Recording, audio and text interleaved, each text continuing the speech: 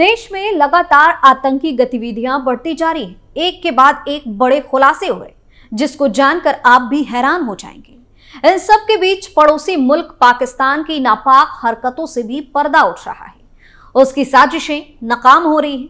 बता दें कि आतंकी संगठन आईएसआईएस ने देश में अपने घिनौने इरादों को अंजाम देने की कोशिश तेज कर दी है, जिसके बाद देश की सुरक्षा एजेंसियां सतर्क हो गई हैं। अब आतंकवादी संगठन आईएसआईएस के नेटवर्क को जड़ से खत्म करने के लिए एक्शन भी शुरू हो गया है।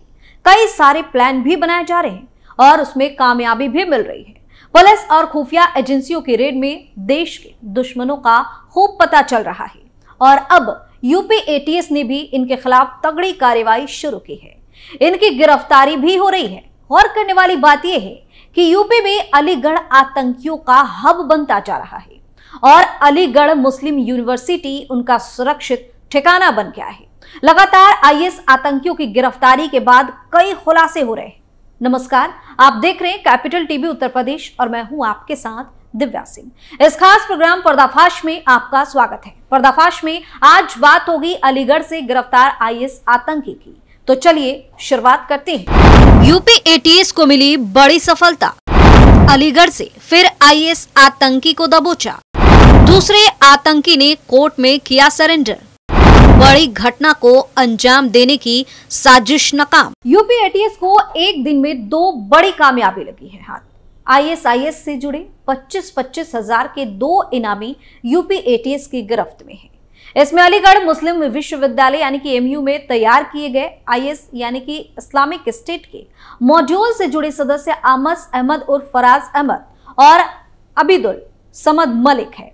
दोनों आईएसआईएस आतंकी संगठन से जुड़े बताए जा रहे हैं। बता दें कि यूपी एटीएस ने आईएसआईएस से जुड़े एक व्यक्ति को अलीगढ़ से गिरफ्तार किया। इसके साथ साथ इसके एक अन्य सहयोगी की भी एटीएस को तलाश थी, लेकिन उसने कोर्ट में सरेंडर कर दिया। गिरफ्तार आमस अहमद की उम्र 22 वर्ष है और इसका अस्थायी पता जीटीबी नगर करेली प्रयागराज है। अलीगढ़ में VM hall marriage hostel room number 6 में रह रहा था। वहीं सरेंडर करने वाला 25 वर्षीय अब्दुल समद मलिक संभल का रहने वाला है।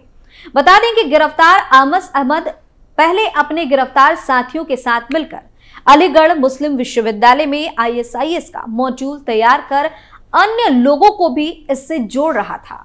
ये सभी कुख्यात आतंकी संगठन आईएसआईएस की शपथ ले चुके थे और देश विरोधी मंसूबा बनाकर कोई बड़ी आतंकी घटना को अंजाम देने की फिराक में थे। वहीं साथियों के गिरफ्तार होने के बाद से फराज छिप छिप कर रहने लगा था। फराज ने वर्ष 2022 में अलीगढ़ मुस्लिम विश्वविद्यालय से मनोविज्ञान में स्नातक किया था और 2023 में एमबीए के लिए प्रवेश परीक्षा में सम्मिलित हुआ, जबकि कोर्ट में समर्पण करने वाला अब्दुल समद मलिक एएमयू से मास्टर इन सोशल वर्क कर रहा था। यूपी एटीएस को सूचना मिली थी कि कुछ लोगों के तरफ से आईएसआईएस की शपथ लेकर देश विरोधी मंसूबा बनाकर अवैध गतिविधियां संचालित की जा रही है। इस सूचना के बाद पुख्ता साक्ष्य संकलन करते हुए 3 नवंबर 2023 को एटीएस थाने में सशस्त्र अधिनियम पंजीकृत कर अब्दुल्ला अरसलान, माज बिन तारिक, वजीहुद्दीन सहित 7 आतंकियों को गिरफ्तार कर लिया गया था। वहीं आमस अहमद और फराज अहमद और अब्दुल समद मलिक की यूपी एटीएस को कब से तलाश थी। अब्दुल समद मलिक, जिस पर 25,000 रुपए का इनाम था, इसने कोर्ट में समर्पण कर दिया, जबकि आमस और फराज को गिरफ्तार करने के लिए एटीएस की टीम सर्विलांस के आधार पर मुखबिरों की भी सहायता ले रही। वहीं एडीजी एटीएस मोहित अग्रवाल ने बताया है कि आमस भी आईएएस की शपथ ले चुका था। उसने साल 2022 में एमयू से मनोविज्ञान में स्नातक किया था और वर्ष 2023 में एमबीए की प्रवेश परीक्षा में शामिल हुआ था। नवंबर में एटीएस ने इनके साथियों को गिरफ्तार किया था। इसके बाद से ही आमस अंडरग्राउंड हो गया था। वहीं एटीएस ने जब आमस से पूछताछ की तो कई खुलासे हुए। आईएस के पुणे मॉड्यूल से जुड़े आतंकियों ने छत्तीसगढ़ निवासी वजीहुद्दीन के जरिए अलीगढ़ में एक अलग ग्रुप तैयार कराया था और उत्तर प्रदेश में आतंकी घटनाएं कराने की साजिश रची जा रही थी। एएमयू का छात्र संगठन एसएमयू यानी कि student of Aligarh Muslim university बनाकर गहरी साजिश रची गई थी और आमस इस ग्रुप का सक्रिय सदस्य था। बता दें कि उत्तर प्रदेश में तेजी से बढ़ रही आईएसआईएस के संदिग्ध आतंकियों की सक्रियता के चलते यूपी पुलिस यूपी एसटीएफ के साथ एटीएस की टीम प्रदेश के अलग अलग हिस्सों में छापेमारी करती हुई नजर आ रही है। आपको बता दें कि एटीएस ने अलीगढ़ से बीते 5 नवंबर 2023 को आईएसआईएस के संदिग्ध आतंकी अब्दुल्ला अरसलान और माज बिन तारिक को गिरफ्तार करने के बाद उसके अन्य सक्रिय साथियों की तलाश शुरू कर दी थी, जिसके बाद इनका एक साथी वजीहुद्दीन छत्तीसगढ़ की एटीएस की गिरफ्त में आया था। लगातार ऐसे संदिग्धों की हो रही गिरफ्तारी और इनसे पूछताछ में खुल रहे राज के बाद पुणे मॉड्यूल से जुड़े इन आतंकियों के अन्य साथियों की तलाश भी तेज हो गई थी।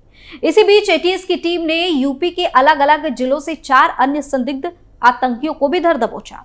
वह इस मामले में स्पेशल डीजी कानून व्यवस्था प्रशांत कुमार ने संदिग्धों की गिरफ्तारी के बाद बताया कि आईएसआईएस के आतंकी भदोही निवासी राकिब इमाम अंसारी, संभल के रहने वाले विनोद सिद्दीकी, मोहम्मद नोमान और मोहम्मद नाजिम को गिरफ्तार किया गया। प्रशांत कुमार ने इनमें संबंधित जानकारी देते हुए बताया था कि आरोपी राकिब इमाम ने अलीगढ़ मुस्लिम यूनिवर्सिटी से बीटेक और एमटेक और नावेद सिद्दीकी ने बीएससी और नुमान ने बीए किया है। इतना ही नहीं, नुमान के जरिए नाजिम एमयू के आईएसआईएस मॉड्यूल से जुड़ा था। वहीं यूपी के अलग अलग जिलों से पकड़े गए संदिग्धों को लेकर एडीजी एटीएस मोहित अग्रवाल ने बताया कि संदिग्ध राबिक को अलीगढ़ से और नावेद, नुमान और नाजिम को अगले दिन यूपी के संभल जिले से धर दबोचा गया है। गिरफ्तारी के बाद हुई पूछताछ में सामने आया कि ये चारों आईएसआईएस से जुड़कर आतंकी घटनाएं करने की प्लानिंग करते हुए जिहाद की गतिविधियों को बढ़ावा दे रहे थे। पूछताछ में यह भी सामने आया कि गिरफ्त में आए आरोपी कई युवकों को इंटरनेट मीडिया के जरिए जिहाद के लिए उकसाने के साथ ही उन्हें छिपकर गोपनीय स्थानों पर आतंकी ट्रेनिंग दिलाने का काम भी कर रहे थे। एटीएस की ओर से सामने आई जानकारी के अनुसार गिरफ्त में आए संदिग्धों की ओर से उत्तर प्रदेश और अन्य राज्यों में बड़ी आतंकी घटनाओं को अंजाम देने की प्लानिंग भी चल रही थी। हालांकि एटीएस ने चारों आरोपियों को पुलिस रिमांड पर लेकर इनसे पूछताछ भी की थी। इतना ही नहीं, एटीएस ने पहले पकड़े गए अब्दुल्ला और तारिक को पुलिस रिमांड पर लेकर भी पूछताछ की थी। पूछताछ के दौरान दोनों आरोपियों से कई राज भी उगलवाए, जिनके आधार पर आगे की छानबीन भी हुई। बताया जा रहा है कि आरोपियों का नेटवर्क यूपी के अलीगढ़ के अलावा संभल, प्रयागराज, लखनऊ, रामपुर, कौशाम्बी, सहारनपुर और अन्य जिलों तक फैला हुआ है। लिहाजा एटीएस की टीम मामले को बड़ी गंभीरता से समझते हुए सभी शहरों में कई संदिग्धों की तलाश कर रही थी। वहीं उत्तर प्रदेश के बड़े शहरों में हमले का षड्यंत्र रचे इस्लामिक स्टेट आईएस के आतंकियों को बम बनाने का ऑनलाइन प्रशिक्षण भी दिया जा रहा था। इसके लिए अब्दुल्ला अरसलान, नावेद सिद्दीकी और माज बिन तारिक को तैयार किया जा रहा था। आईएस के हैंडलर और आतंकी शहनवाज इन्हें बम बनाने के लिए ऑनलाइन प्रशिक्षण दे रहा था। शहनवाज के इशारे पर अब्दुल्ला ने अलीगढ़ में बम बनाने के कुछ उपकरण भी जुटाए थे। जानकारी ये भी सामने आई थी कि अब्दुल्ला के ठिकाने से बरामद इलेक्ट्रॉनिक्स डिवाइस में बम बनाने के फॉर्मूलों से लेकर अन्य जानकारियों को सुरक्षित किया गया था। वहीं एटीएस की पूछताछ में जो बातें सामने आई उसने सबको हैरान कर दिया था, क्योंकि अब्दुल्ला और माजबिन से पूछताछ में गाजियाबाद के डासना स्थित देवी मंदिर के महंत यति नरसिंहानंद सरस्वती को उनके निशाने पर होने की बात सामने आई थी। आशंका तो ये भी थी कि आईएस आतंकियों का यह मॉड्यूल अयोध्या और अन्य धार्मिक स्थलों पर भी गड़बड़ी करने की साजिश रच रहा था, जिसके बाद इसे लेकर मास्टरमाइंड वजीहुद्दीन से पूछताछ भी हुई थी और कई तरह के खुलासे भी हुए थे। वहीं टेरर फंडिंग से जुड़ी एक ऐसी खबर सामने आई जिसने सबको चौंका दिया था। दरअसल टेरर फंडिंग में राष्ट्रीय जांच एजेंसी यानी कि एनआईए भारतीय रेलवे के एक क्लर्क की तलाश कर रही है, क्योंकि उसके ऊपर आईएसआईएस के आतंकियों को फंडिंग करने का आरोप है। बता दें कि उत्तर रेलवे में तैनात यह क्लर्क फर्जी मेडिकल बिल लगाकर पैसे निकालता था, फिर वही पैसा इस्लामिक स्टेट आईएसआईएस आतंकियों के बैंक अकाउंट में ट्रांसफर कर देता। 2023 के अक्टूबर में 3 आतंकियों को गिरफ्तार किया गया था। वहीं क्लर्क के आतंकी कनेक्शन का खुलासा उस समय हुआ जब दिल्ली पुलिस के स्पेशल सेल ने एनआईए से 5 लाख के इनामी वांटेड आतंकी शहनवाज समेत 3 आईएसआईएस के आतंकियों को गिरफ्तार किया था। इनकी गिरफ्तारी दिल्ली से ही हुई थी। एनआईए ने आतंकियों से पूछताछ में कई राज उगलवाए थे, जिसके आधार पर कार्रवाई में जुटी थी।